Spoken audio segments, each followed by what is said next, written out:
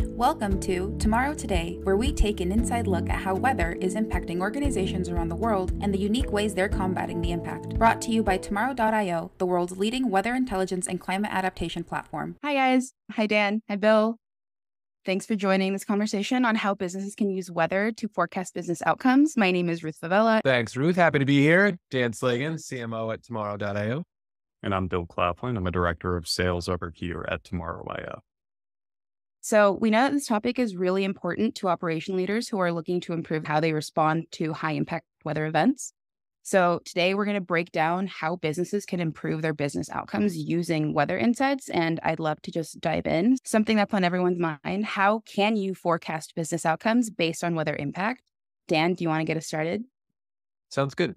So the company that we work with right now, it's so interesting to get a sense of what they're doing before they start working with us and what they start doing after.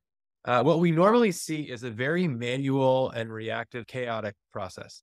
Businesses, for the most part, getting hit with weather and trying to figure out what it means for them, how it can impact their organization and what to do about it. And as I mentioned, it's a very reactive process. So being able to forecast a business outcome, first and foremost, means really understanding how your organization needs to operate and the operating protocols that need to be applied given certain weather parameters.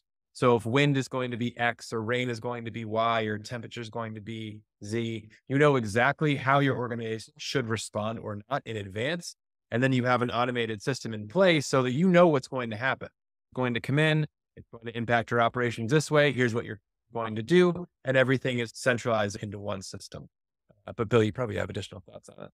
Yeah, absolutely. So I agree with a lot of what you're saying. I think there are a couple different components of this. So one, as an organization, you not only need to stay on top of what is a changing weather forecast or multiple different weather forecasts, but you also need to understand how those forecasts are going to ultimately impact your organization's regularly scheduled program. What I mean by that is, as an organization, there are certain outcomes that I expect across a day or a week. So how is a forecast ultimately going to impact the outcomes that I was planning on for that day or the week? So in my opinion, looking at a weather forecast, being able to identify what the weather is, where those events are, the severity of those events, the frequency of those events, and communicating those to all of the individuals that are going to be impacted by them, that's table stakes if you want to keep people safe at the end of the day. But really where we're seeing organizations start to drive to is really understanding the downstream effect of that. And so those outcomes, and the outcome might manifest itself in the context of, I want the outcome for my employees to be safe, or I might have been planning on meeting customer expectations, or I might have been planning on X amount of efficiency, or I might have been planning on X amount of productivity. So it's not only being able to understand what the weather is going to be, but how is it going to impact my business from a downstream perspective? And then ultimately, how can I arm my employees with tools and strategies to mitigate that impact when those events occur that are going to impact the outcomes that I care about? And Bill, to your point, it's like having that fully integrated business and operational plan as well. Yeah. Those are great points. I appreciate the insight from both of you. I feel like all of that leads to making it really difficult for these large organizations to plan and scale for that weather impact. Can you guys shed some light on why decision-making at scale is so hard for organizations in the enterprise? Well, one, you don't want to get it wrong. In a lot of these instances, it could be a safety issue. And, it's one thing if you're going to have delayed operations or you're going to incur some added costs, but it's another thing when people's lives are at stake. And when we're dealing with airlines or major railroads, when a major railroad is thinking about, all right, we're going to take our route and we're going to be at risk of derailment. If they get that call wrong, that's going to be a problem for a number of reasons, both financial as well as personal impact. And so what organizations tend to do is they're going to err on the side of caution because they don't want to get it wrong. But what makes it so difficult, in addition to just the pressure, is the amount of time in which people have, which is a short window of, we need to make a decision now. What do we do? And then how do we take that decision and disseminate it, as Bill said, across your organization, and having one centralized, streamlined way to make sure your communications are clear and crisp and tasks are being followed and documented is a really hard, it's almost like a weather management system that most organizations are trying to just bootstrap themselves instead of using one thing from the center that they can use across the org. Yeah. Yeah, that makes perfect sense. I just think it requires so much alignment and so much attention and so much buy-in from an organization to ultimately get something like this right. Like when you think about making good decisions, like first things, you need to have confidence in a data set, whatever that data set is, because you're not going to be making decisions based off it in any sort of a proactive way. You're going to be reactive. And then it's getting, whether it's an operation or an entire organization, to buy into that particular data set. So you don't have all of these conflicting, data inputs when one person's looking at one forecast and the other person's looking at another forecast and arriving to a different conclusion. Then you need to be able to align on what you're looking for inside of that forecast. So based on the outcomes that I care about, what in a forecast might ultimately adversely impact those outcomes? Then you need to be able to spot those forecasts, whatever they are, whether it's particular events, severity of the events, particular thresholds. You as an organization need to be able to spot those in a forecast. So if you think about a weather forecast, it's something that's made for, the general public. If you're an organization looking at it, you need to look at a forecast through the lens of your complex business and the outcomes that you're trying to drive, right? And then ultimately, once you're able to spot all of that, you need to be able to make a series of decisions proactively in order to mitigate any kind of risk that there might be associated with those outcomes that you're trying to drive as an organization. And then you need to be able to effectively communicate all of those decisions to those impacted parties so they can further affect, what that outcome is going to look like. I mean, at the end of the day, what you're trying to do is get as close to status quo as humanly possible. Like you probably haven't planned for all of these outcomes in the context of, I'm thinking it's going to be rainy. You're probably thinking, hey, this is going to be a sunny day, so I'm expecting XYZ thing.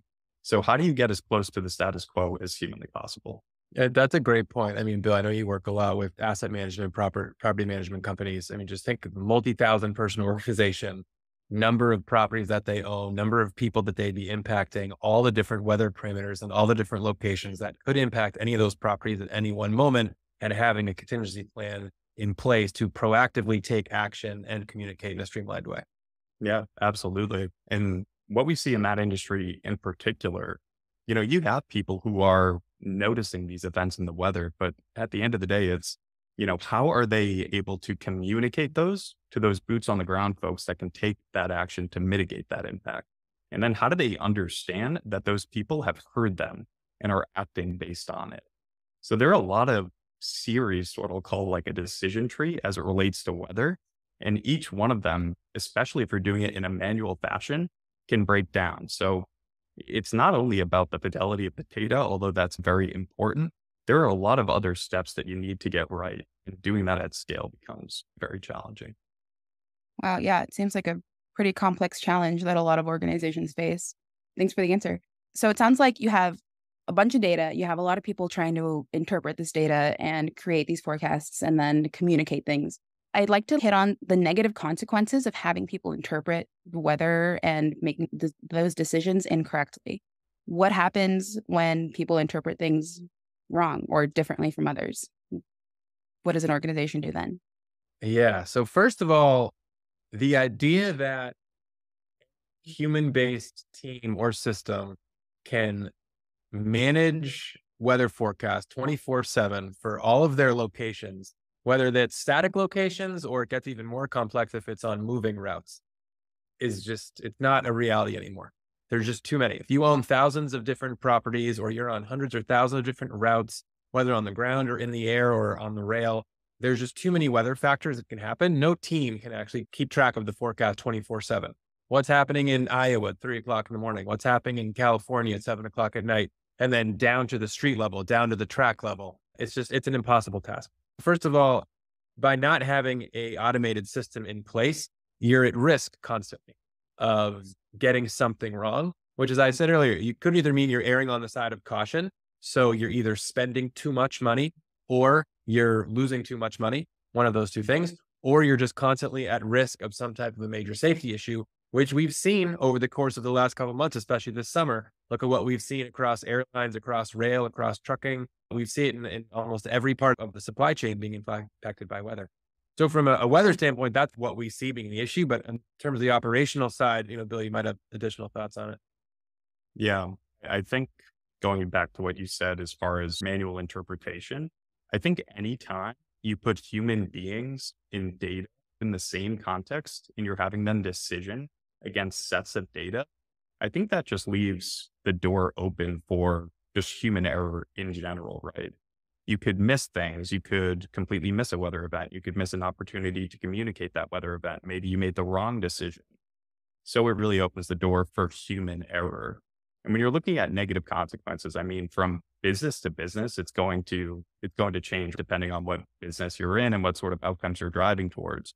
But in speaking with customers, I think I hear a couple of different things, and they're kind of different. So the first is, there's risk associated with it. And that risk could manifest in a million different forms, but I'll sum it up in the context of risk of not executing against your business.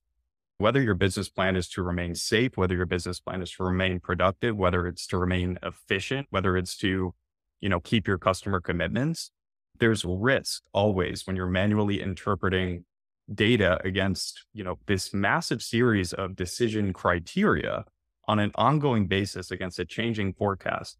There's a bunch of risks that you're not going to be able to operate against your business plan. And then secondarily, organizations will look at it from an opportunity cost point. If I'm not managing weather as good as I can, or I guess better put, if you look at your competitor is likely managing weather the traditional way, which is probably reactive, right?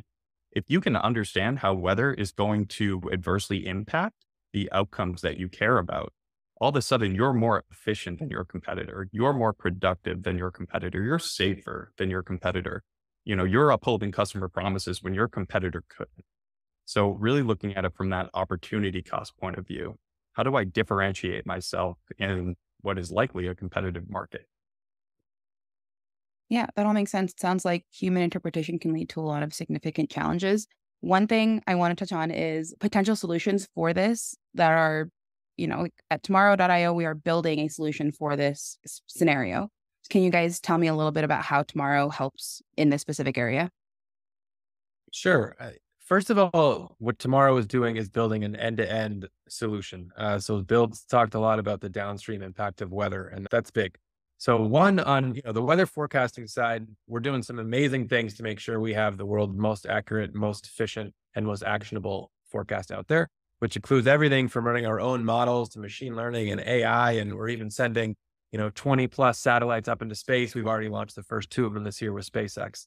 But leaving the forecast aside, because it's a huge part of our business, but for enterprise businesses, just having a better forecast isn't always enough. You need to be able to take that forecast and then understand it and automate what your team can do in a predictive way, also, as Bill mentioned. And so first thing we like to do with businesses is really understand, as Bill mentioned, what are your business goals? What are your business challenges? And either you have goals that you're trying to hit that weather is disrupting, or you have specific challenges that weather is causing that you're looking to solve for. And first, understanding what those things are and getting your team to align on it is exceptionally important. And then making sure that you have a way in an automated and centralized system to make sure that at any point, if your organization is at all at risk of those things, whether it's 7 days out, 3 days out, 1 day out, an hour out, and in real time as things are changing, that you already have a reaction plan in place so you can be proactive. There's no questioning around what to do and when. It's just a matter of execute, and everything in your centralized system is recorded and all of your stakeholders are informed, and you really have a single source of truth and also a single source of record as well. Is there anything you want to add, Bill? Yeah. So I would just say, specifically, I think Tomorrow.io really helps in this space because we're not just forecasting the weather. We're forecasting weather's impact on our customers' desired business outcomes. That's really how I look at the platform. So again, like I'll bring it back. You think about a weather forecast, right? As accurate as it possibly could be, like that is for the general public. When we're working with organizations, we're really understanding what is important to them and then tailoring that forecast and making it accessible for everyone within their organization. I'll touch on this in a bit, but not really speaking to them in the context of weather, but more so speaking to them in a way that everyone in their business can understand how the weather is going to impact all of the things that I care about, so they can drive towards those outcomes that are ultimately going to propel them forward. Yeah, I think I've heard you say forecasting business outcomes quite a bit, which I really love that term. Bill should probably be on the marketing side more, but no, I love that one. Hey, one example of that, just so we can give some real world ones, is, I know we work with a mining company, for instance, and before they started using us, they would have almost an incident a month where there would be some type of an issue when they do blasting at the wrong time, and there'd be winds and they would blow all the debris into the neighboring communities, and it would cause a number of problems. As soon as they started using us, they would solve for the business challenge of don't blast at the wrong time. And yes, the weather parameter they were looking for primarily was wind and wind gusts and direction. But ultimately, once they used us, they reduced the number of incidents from almost 1 a month to 0.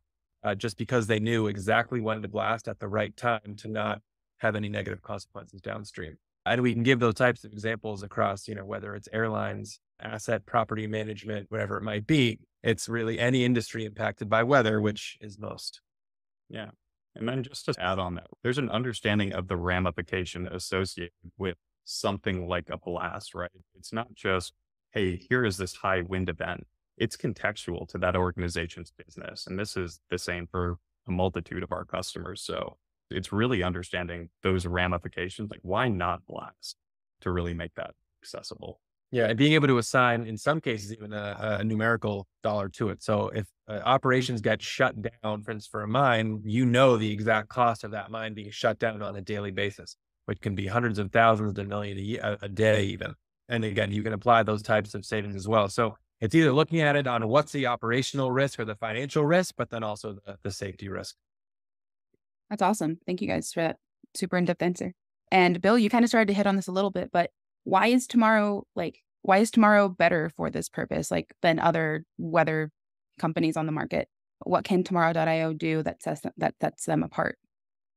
Yeah. So I think tomorrow.io, if I'm looking at us in the context of competitive landscape, which is very vast, actually, I think a lot of competitors fall short after they provided somebody with a weather alert, right?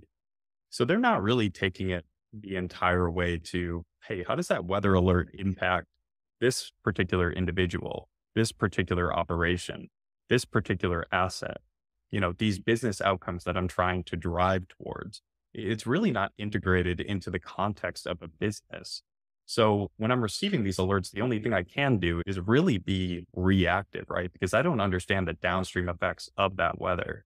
And when I look at, tomorrow.io, I think a really cool thing about us is we're doing so many cutting edge things on the science side of the house, launching satellites, using AI and ML in our models. And we're providing all this data to customers like the United States Air Force, JetBlue, Delta, Fox Sports, right? And the cool thing about it is we don't force those organizations to engage with our platform on those terms. And what I mean about those terms is we don't just engage with them around the concept of dew point or humidity or inches of precipitation per hour.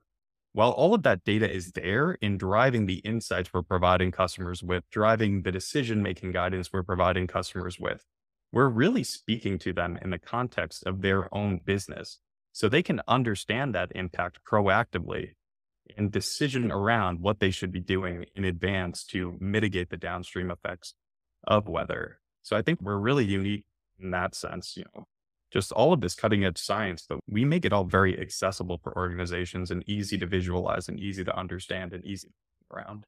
It's a great point. Yeah. Is there anything else you want to add there, Dan? No, it's a great point. Okay, so moving on, can we discuss a little bit about where tomorrow.io has helped solve challenges in this area in the past? Dan, you provided a couple of examples, but do you have any others that come to mind?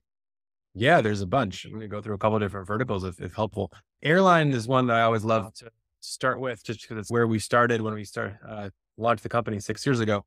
But there's a good example is, de-icing is something that airlines struggle with. Essentially, the weather impact on de-icing is you can't de-ice your planes if winds are above 40 miles an hour. And so if that happens, you need to pause de-icing. And in an event where you need to de-ice your planes, but you can't, then you have a delay. And your planes are delayed until winds die down a bit, you're able to de-ice, then you can get people out. So we were working with one of the major airlines at one of the major hubs.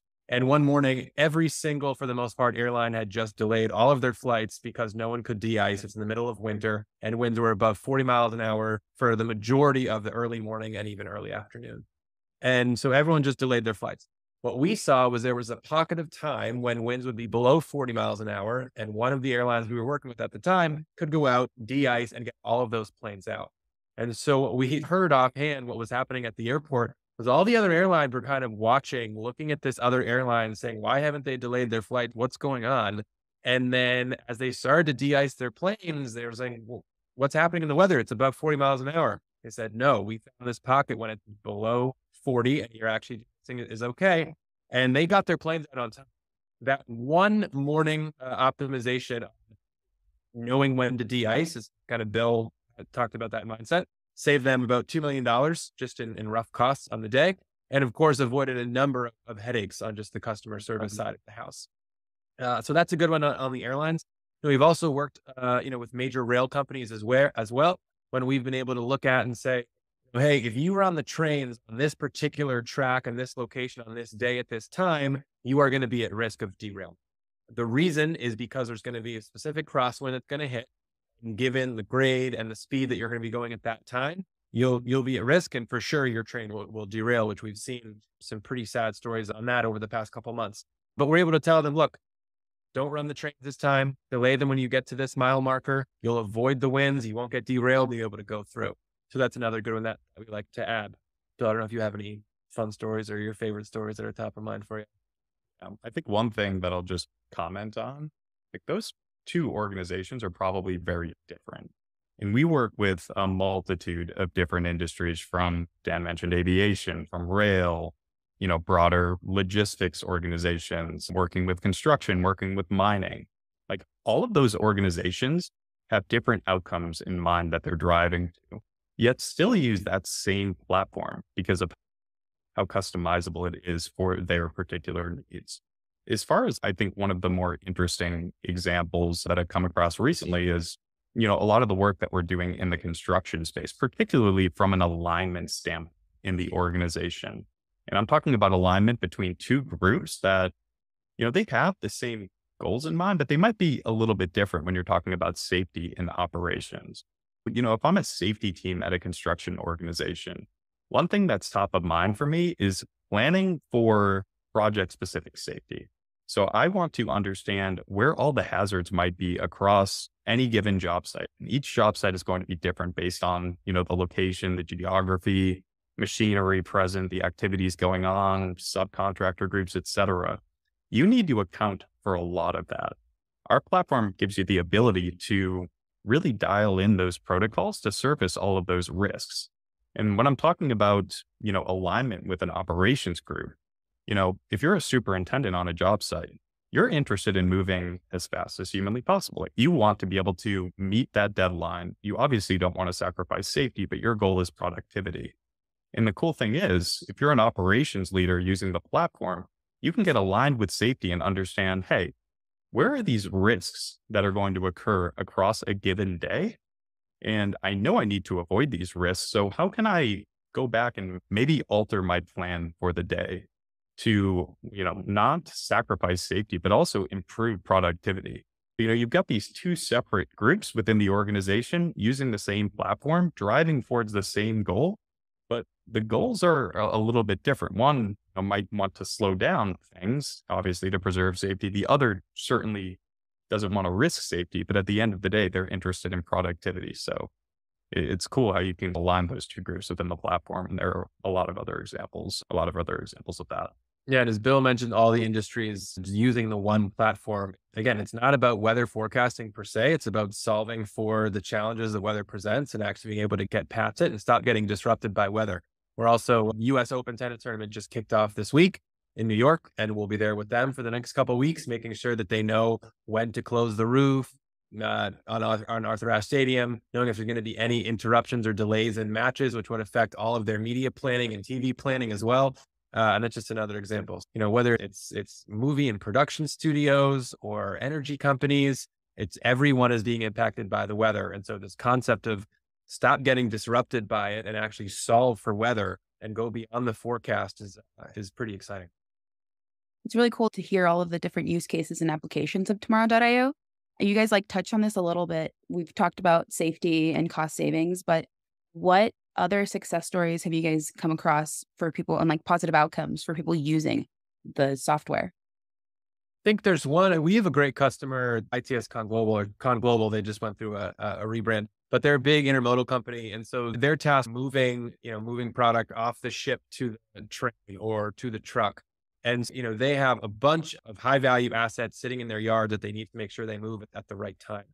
And what I love is that their CEO tells us that every single day they have a stand up for each of their different kind of yard locations. And each of the yard managers comes in, and the first thing they talk about is, are any of their operations at risk for the day? And if weather is a part, they already have a plan in place around how they're going to get around it. And safety is a huge one. For instance, if it's going to be extraordinarily hot during a particular time of the day, they might adjust their staff planning, or they might make sure that they have, hydration protocols in place, or they might bring on more people to work shorter shifts over the course of time. Or if there's going to be, crazy winds or lightning, they'll update their staffing hours accordingly and make sure no one's at risk of lightning, or no one's at risk of cargoes being blown over or containers being blown over. So all of that is part of their daily protocol, and it's become ingrained within their operating behavior, specifically to improve efficiency, but first and foremost, to make sure that they don't have safety issues.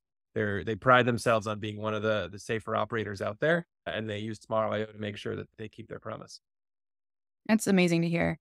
Bill, do you have anything else you want to add? Yeah, I work with awesome customer in the logistics space. And the use case was really spun up around safety. How do they keep their employees safe in their customer yards? And what we've seen is it started to transition into, how do we improve the communication between us and our customers when inclement weather is going to strike? So if we understand the conditions are going to be inclement enough to where it's going to impact the productivity of, my employees who, I'm sitting at my customer's yard and it becomes difficult for me to do the things that I promised to my customers. This organization is starting to coordinate with their customers around these events. This customer is able to better explain these disruptions to their customers. So it's really, because you have this proactive view of all of your disruptions that might occur at a particular location, all of a sudden you're able to proactively communicate that with the customer as opposed to, just getting there and not being able to work. So really strengthening the ties with your customers, which at the end of the day, I can't imagine a lot of other competitors are doing. So that's only going to strengthen their relationship and probably grow their footprint. That's awesome. Well, it's pretty clear that the benefits of tomorrow.io across various industries can be substantial. Those are all the questions I have for you today. Thank you so much for sharing your insights. I really appreciate it. All right. Thanks, Ruth. Thanks, Ruth. Thanks, guys. Thanks for joining us for this latest discussion. We hope you found it valuable. Interested in seeing weather intelligence in action? Visit us at tomorrow.io/get a demo.